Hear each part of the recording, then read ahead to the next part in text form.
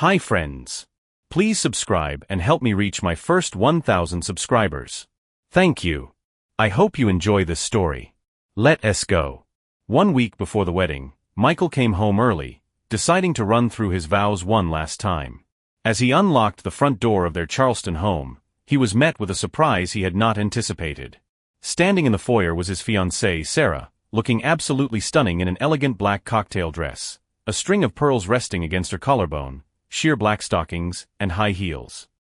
Damn, she looks incredible, the thought flashed through his mind.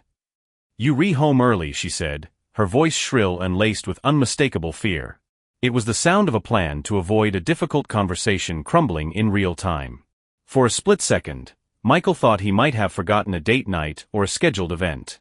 He flashed a wide smile, walked over to kiss Sarah, and said, "Give me 10 minutes. I'll shave, change, and be ready to go." Ready? Ready for what? She asked, her voice trembling. Michael froze, blinking in confusion. Well, for whatever you dressed up for. You look breathtaking, by the way. After a short, heavy pause, his fiancée barely whispered, "Honey, I'm sorry, but you've got the wrong idea. God, I was so afraid of this conversation, I was just going to leave you a note to explain everything."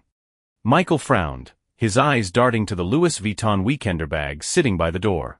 Sarah noticed where his gaze had landed and quietly added, "I will not be home this weekend." "I do not get it," he replied, completely bewildered. "What do you mean you will not be home?" "I need to get away. The wedding prep. It's just been too much stress. I need to be somewhere else for a few days." "Where are you going?" "A hotel downtown." "Alone?" Sarah sighed, letting the silence stretch out painfully before answering. "I'll be with an acquaintance." Michael took a deep breath, the air suddenly feeling heavy in his lungs. "Since you're not giving me a name, I am assuming it's a man." The guilty look on Sarah's face screamed the truth louder than any words could. "No, it's not like that. He's just a friend," she tried to protest. Michael's voice rose an octave, his hands balling into fists as if he could physically wrestle control back into the situation. "You telling me you're going to spend the entire weekend in a hotel room with a man, 7 days before our wedding, and I'm supposed to believe he's just a friend?" "I have to do this," she said stubbornly. "Who is this son of a bitch? Who are you planning to sleep with?" Her voice dropped to a hush, but Michael was nearly shouting now. "Do not give me that just a friend crap. What are you two going to talk about? Us? Our relationship? Is he a professional psychiatrist?" Sarah stared at the floor, silent. "Maybe he is a licensed therapist?" Michael pressed again, but got no answer. "Okay, fine. Is he a priest helping couples before they walk down the aisle?" "No, but he knows how to listen," she whispered. "A good listener?" Michael let out a hoarse, disbelief-filled laugh. "So for a chat with a great listener, you're ready to shack up with him for a whole weekend right before our wedding?" Sarah lowered her head even further, her shoulders slumping as if she were melting into the hardwood floor. "Look at me when I'm talking to you," Michael demanded, waiting until she finally raised her tear-filled eyes to meet his. Mascara was already running down her cheeks in dark, inky streaks. 2 hours of meticulously getting ready had been ruined in less than 2 minutes. Michael narrowed his eyes, his tone shifting from loud to a quiet, menacing calm. "I'm going to ask you one more time, and this is the last time. Who is this scumbag? And do not you dare try to protect him." "I promise," Sarah said, her voice barely audible. "But, please do not hurt him. I told you, if I find out who he is, I'll kill him on the spot." His face was set in stone, a mask of pure rage. Sarah shrank down toward the floor, looking like a puppy caught chewing on its master's favorite loafers. She let out a quiet, pathetic whimper, drained of all fight. "Stand up and answer me," Michael commanded. But she did not answer. As if snapping, losing all control, Michael ripped the mirror off the hallway wall and hurled it across the room with everything he had. It smashed against the dining room wall with a deafening crash, exploding into shards. Glass rained down onto the polished wooden floor, and Sarah jumped to her feet in terror. "This is why I wanted to turn off my phone and leave a note to explain," she choked out, frantically grasping for any justification. Michael looked at her with an expression that made her stomach turn. So, if I had come home at my usual time, you would have already been gone, he said, struggling to keep the tremor out of his voice. Sarah nodded uncertainly. So you would have left a sticky note and taken off for the weekend to be with another man, while we a week out from the wedding. He slammed his briefcase onto the table in front of him, ripped out a legal pad and a pen, threw them onto the surface, and sat down hard on a chair. Fine. If that is how it is, write the damn note right now. I hope you have a hell of a convincing explanation. Sarah sank into the chair, picked up the pen with trembling fingers, and started scratching something out quickly. A few minutes later, she put the pen down and sat there, too afraid to look up. Michael did not wait. He snatched the notepad from under her hands and saw only one short line. Next week I start a new chapter of my life, and I need to do this before it is too late. What the hell does that mean? He exhaled, simultaneously shocked and enraged. Tell me the truth. Were you planning to tell me you leaving me for someone else? If I had more time, I would have written more about how I feel. She tried to deflect. You did not answer my question. Did you honestly think your little affair would somehow strengthen our marriage? His eyes blazed. People get divorced over cheating, Sarah. We have not even had the wedding yet, and here you are. Sarah realized that the ceremony itself, something she had considered unshakable until this moment, was now on the chopping block. She scrambled for words to justify herself, finally blurting out, I could not tell you because I knew you'd react badly. The word badly was like pressing a detonator in Michael's brain. He exploded. Badly? You call this badly? You have not seen anything yet, Sarah. Consider this your last chance. I am not marrying you next week, or ever, unless you give me his name right now. That is it. The wedding is off. Is that clear enough for you? Sarah grabbed his wrists, pleading, Michael, please do not say that. I love you more than life itself, but this is something I have to do. He shoved her hands away. Give me the name, he repeated coldly. Silence. You have exactly one opportunity. Say his name or get the hell out of here. And do not ever come back. Michael, please. Her voice shook. I said what I said, he spat, pointing at the door. I love you. Sarah screamed, breaking down into hysterical sobs. Michael clenched his jaw, looking at her with an expression that was impossible to read but terrifying to behold. Original way of showing it. His voice was quiet, but it vibrated with a threat. He reached for the front door and threw it wide open. This is the last time I'm saying it. Name him or get out of my house. Sarah swallowed hard, her face draining of all color, her hands clenching into fists at her sides. She tried to stay silent, but the pressure was unbearable. Finally, she broke. David Stevenson. She exhaled. Michael froze. Your boss? His voice suddenly spiked to a shout. That old bastard who is old enough to be your father? Sarah cried out like a wounded animal, as if she were being dragged out of hell itself. Did you sleep with him? Michael asked, his knuckles white. She did not answer. Did you sleep with him? He repeated, louder this time. Sarah stood there, head bowed, staring at her feet as if the floorboards held the answer. Answer me, goddammit. His voice thundered off the walls. She covered her face with her hands, her shoulders shaking violently. Even your silence says more than words ever could. Michael ground his teeth. But I'm still waiting, Sarah. Did you sleep with him? Her chin trembled slightly.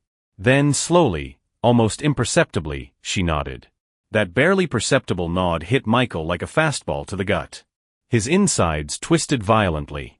His heart hammered against his ribs, so hard he thought for a second he was going to pass out. The room tilted, and he had to grip the edge of the dining table to keep his knees from buckling.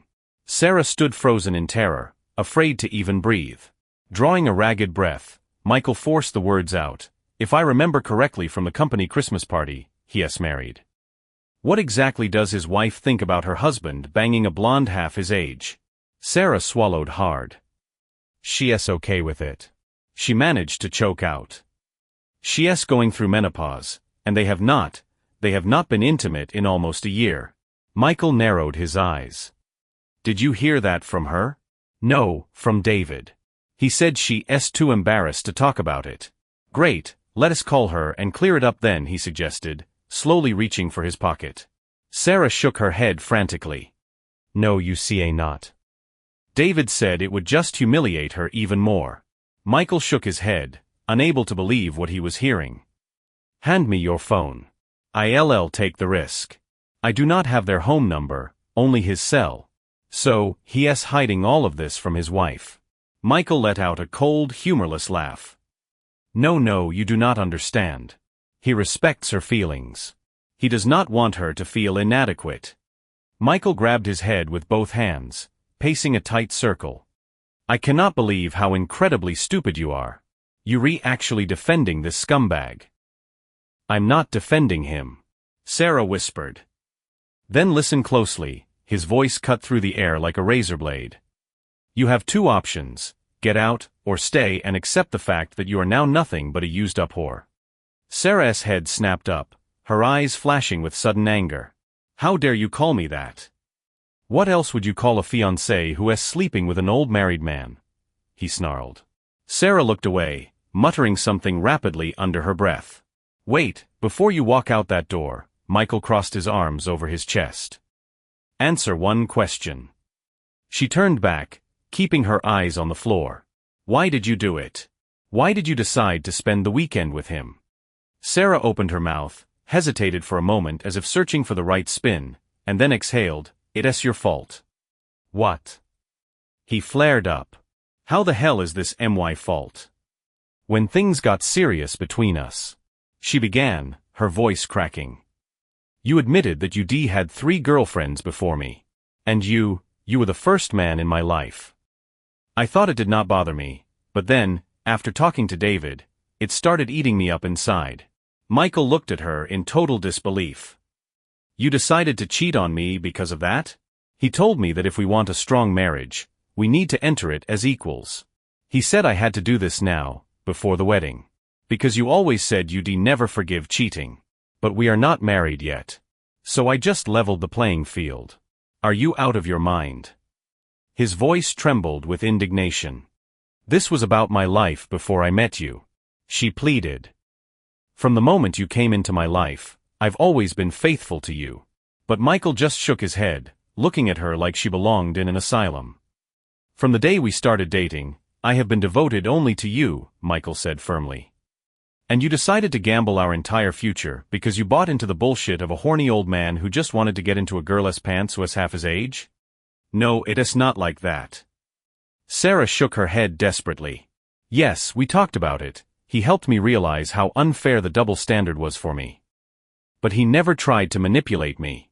Michael smirked with dripping sarcasm. Really? And it never crossed your mind that he might have a personal interest in helping you even the score? No. It is not what you think. She protested. He just wanted to help us.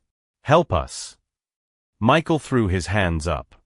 And what exactly was this help?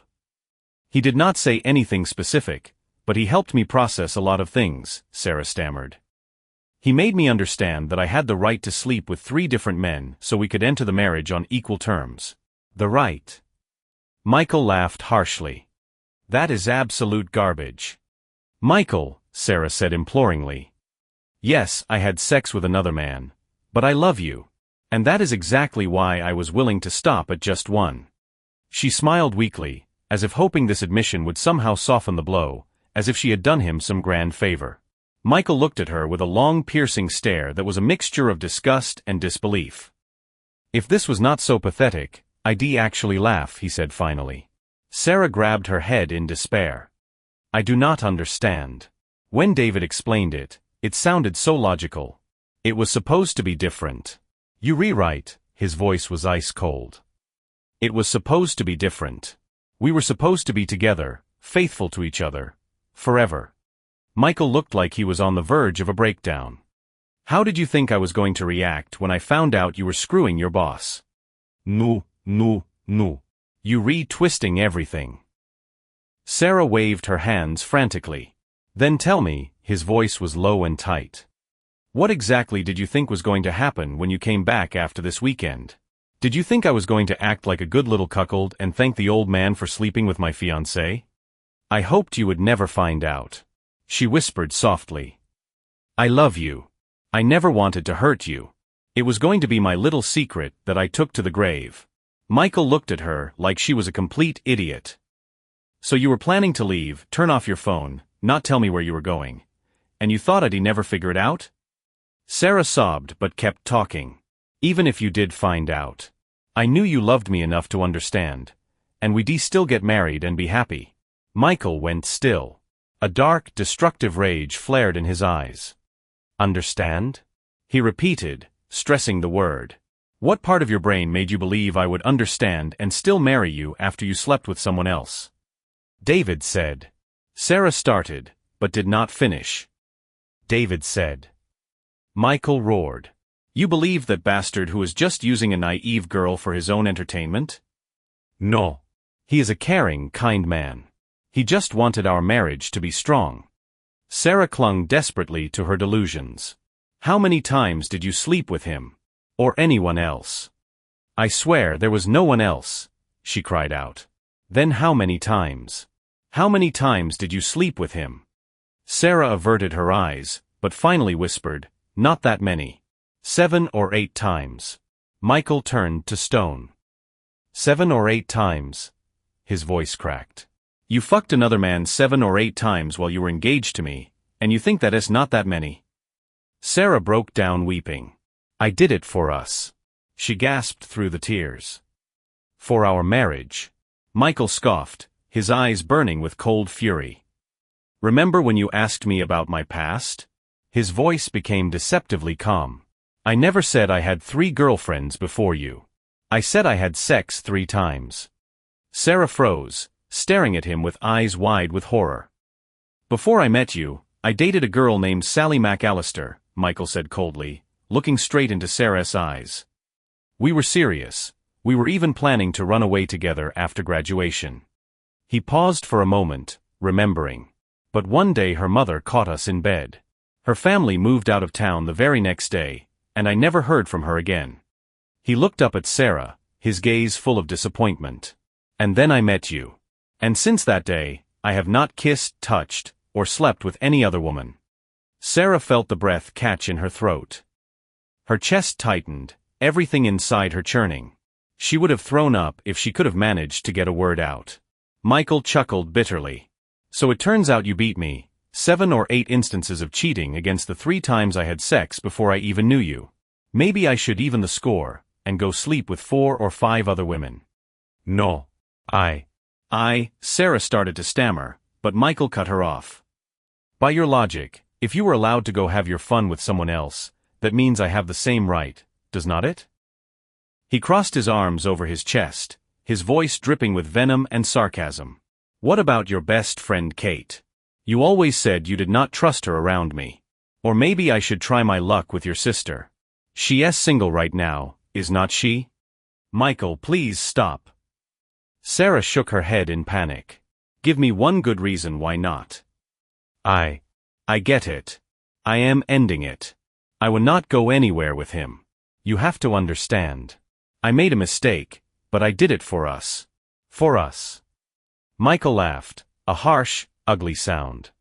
No, Sarah. You did this for yourself. She collapsed to her knees in front of him, reaching for his hands. Please, Michael. Just give me a chance. He yanked his hands away from her grip and took a step back. It is too late, his voice was cold, devoid of any feeling. I will never be able to trust you again. Please give me a chance, she sobbed. I swear I will never. Michael held up a hand, silencing her. What you did is evil, his voice was firm, uncompromising.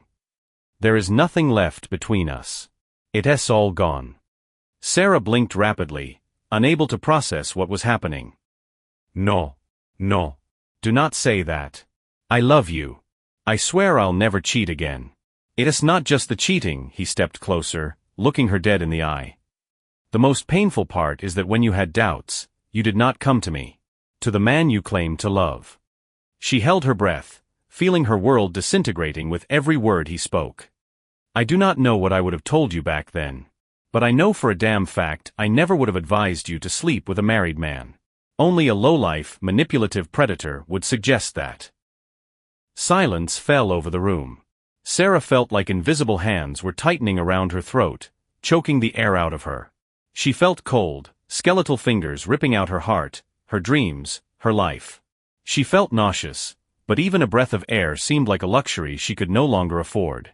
"What do you think your mother is going to say when she finds out the wedding is off because you spread your legs for another man?" Michael's voice was calm, but there was not a drop of pity left in it. "I am going to make sure everyone knows what you did. Our whole family, all our friends, they're going to know that this wedding is cancelled because you were sleeping with a married man." He grabbed her left hand and roughly yanked the engagement ring off her finger. "No. That's mine. You gave it to me." Sarah screamed, lunging at him, trying to snatch the ring back. Michael caught her by the shoulders and shoved her back hard. "You betrayed us," he said hollowly. "You trampled on everything that ring symbolized." He squeezed it in his fist, as if trying to crush the memory of it into dust. "It's over. I am not marrying you." Sarah opened her mouth, but no sound came out. "Get out. Before I do something I'll regret." His final words pierced her like a dagger to the heart. Her lips trembled, but her voice failed her. Instead of words, a hoarse, painful moan tore from her throat. Her eyes went wide, her whole body shuddering with realization. A heavy, icy silence settled over the room. Tears streamed down Michael's cheeks, but he did not lift a hand to wipe them away. He had not felt this way since the day he buried his father. Sarah desperately searched for words, anything that could fix this, but her mind was a blank slate. For the first time, it hit her, she had been scammed. She had been used. The silence was shattered by a sharp, aggressive knock at the front door. Sarah flinched, snapping out of her stupor, and immediately went pale. "Oh God. That's David. I'll tell him to leave. Just please do not make a scene." But Michael was not listening anymore. He reached for the Louisville Slugger baseball bat that he always kept propped by the door. "Do not worry," he hissed through clenched teeth. "I'm not going to make a scene. I'm just going to kill him right here in the hallway, right in front of you."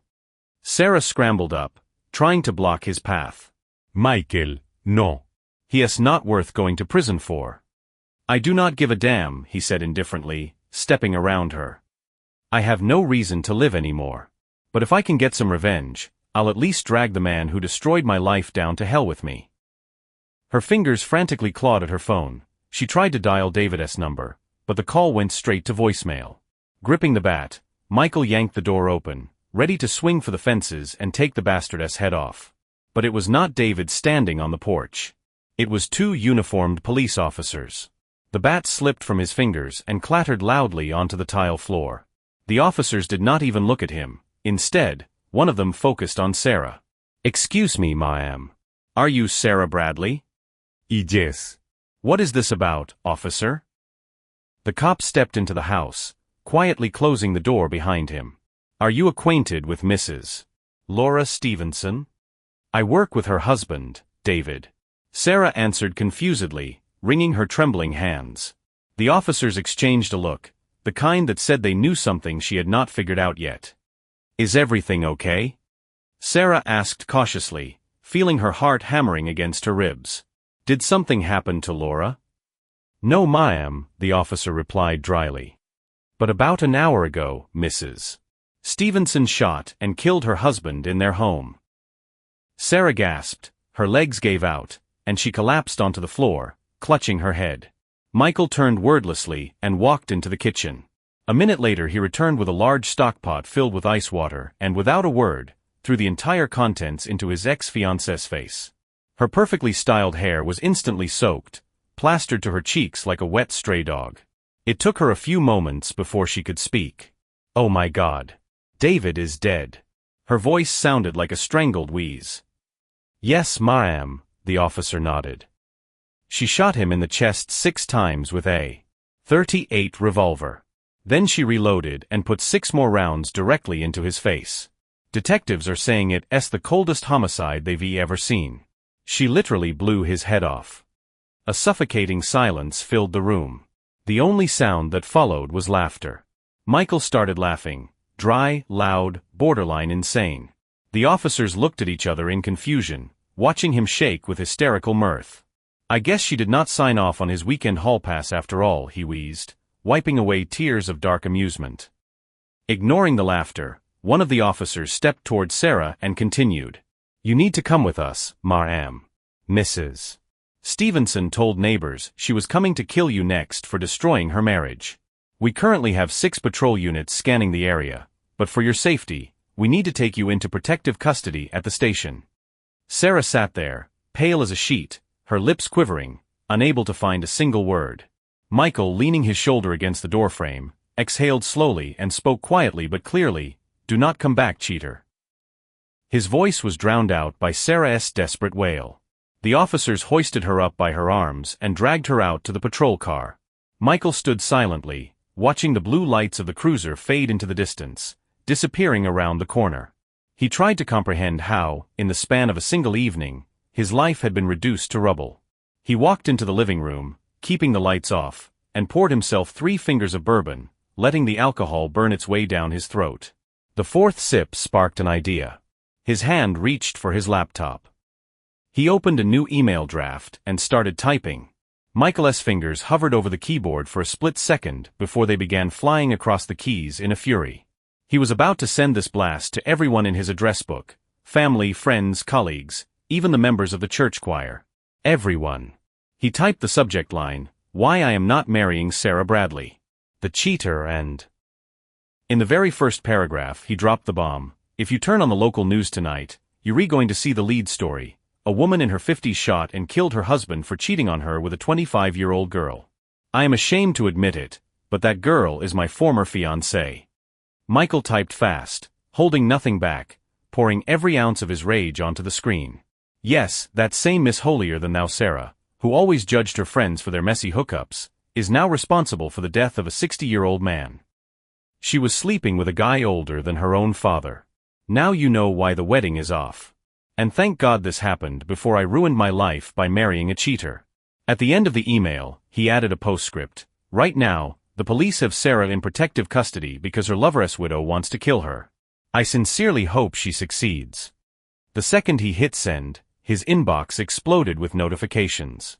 The first 6 replies came through almost instantly. Then his phone started ringing.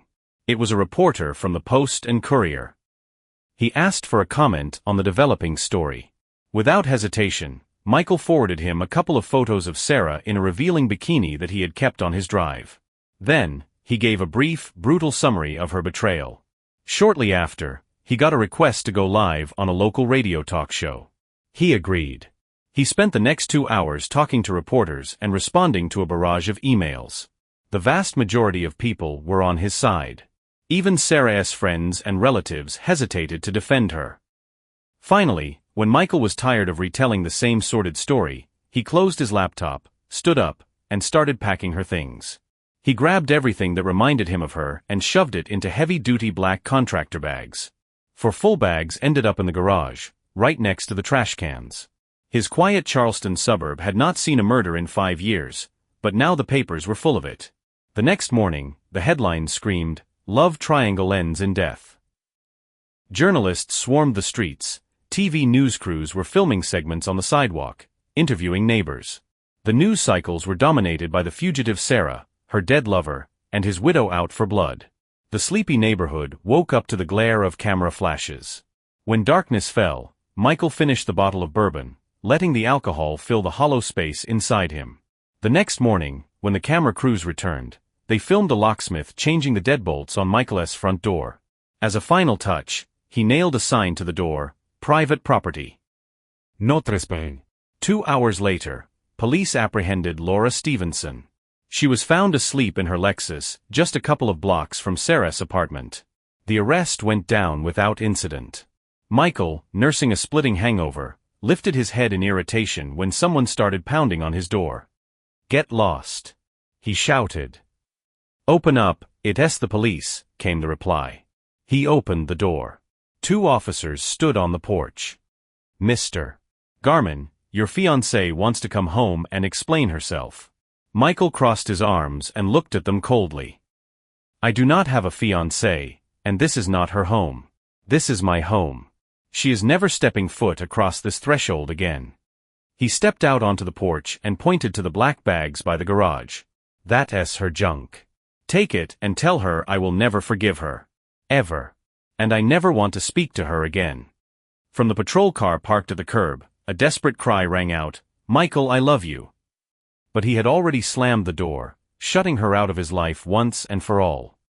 He walked into the living room, turned on the TV, switched to the TCM channel, and slumped into his armchair, watching the slow, dusty plot of an old black and white western unfold. No one ever confessed to sending the photos that tipped Laura Stevenson off to the affair, but the entire office unanimously agreed that David's executive assistant walked into work the day after the murder with a particularly smug smile on her face. Sarah became a pariah. She was fired before she even had a chance to walk back into the office. When the owner of the company died, and Laura's high-priced defense team failed to prove temporary insanity in court, the business was sold to a private equity firm backed by Chinese investors. The new owners liquidated the local branch, fired the entire staff, and moved operations to a tiny island in the Pacific. Sarah lost everything. Her friends turned their backs on her. Her family stopped trying to make excuses for her. After she testified at the trial, she packed whatever she had left into the trunk of her car and drove away. As she was leaving town, her gaze involuntarily drifted to the house where she and Michael had once planned their future. There was a for sale sign on the front lawn. Tears blurred her vision. She tried to keep driving, but the road ahead dissolved into a fog of pain and regret. Sarah pulled the car over, closed her eyes, and took a deep breath, trying to tether herself to reality. She tried to remember what it felt like, back when Michael used to hold her. She wanted to die. 6 years passed. Michael returned to Charleston for the first time since that wretched night. The reason for his return was somber: the funeral of a childhood friend who had died a hero overseas. The Alumni Association had invited all their former classmates to the service, and a large turnout was expected. He could not go. His wife, the beautiful and gentle Jessica, held his hand as they strolled down King Street. She knew that every step on these cobblestones triggered painful memories for him, so she squeezed his hand tighter, letting him know he was not alone. Their 3-year-old son, a restless and curious little boy named Michael Jr., did not want to wait for his slow-walking parents and darted ahead to explore. When his mom and dad stopped to look at the display window of an antique shop, the boy ran headfirst into a woman coming out the door without looking. Startled, she stumbled back a few steps, her purse slipping from her shoulder and scattering its contents across the sidewalk, including a sympathy card. Michael Robert Garman. "Stop running right now," his mother called out sternly. As soon as the woman heard that name, a chill ran down her spine. Jessica walked over, smiling apologetically. "We spent 6 hours in the car, so he has got a little too much energy to burn." Michael Jr. looked up at the stranger with big, guilty eyes. "I'm sorry, lady. I did not mean to make you sad. Are you okay?" The woman forced a weak smile. "It's okay. You're a very polite young man. Your parents should be proud." Michael Sr. knelt down, helping to gather the scattered items. When he looked up, their eyes met. They just stared at each other, unable to look away. Michael Jr. picked up a pen from the ground and silently handed it to the woman. In that moment, Jessica noticed the sheen of tears in her husband's eyes. As soon as Jessica saw the expression on her husband's face, she understood everything. The woman he was locked in a silent stare with was not just a random passerby. Jessica knew exactly who she was. Like a lioness stepping in to defend her pride, she moved forward, physically blocking the line of sight between the ghost of the past and the man she loved. Her eyes flashed with cold steel, her voice quiet but laced with a terrifying threat: "Do not you dare even come near my family." She stared straight at Sarah, waiting for a response, but Sarah just swallowed hard, lowered her gaze, and took a step back. As Sarah turned to disappear into the crowd, she heard the last thing Jessica threw at her back: "Never means never." And that concludes our story today. Thank you for watching to the end. If you liked it, please give it a like and leave a comment. Also, we are always happy to discuss any comments you may have. See you in the next video.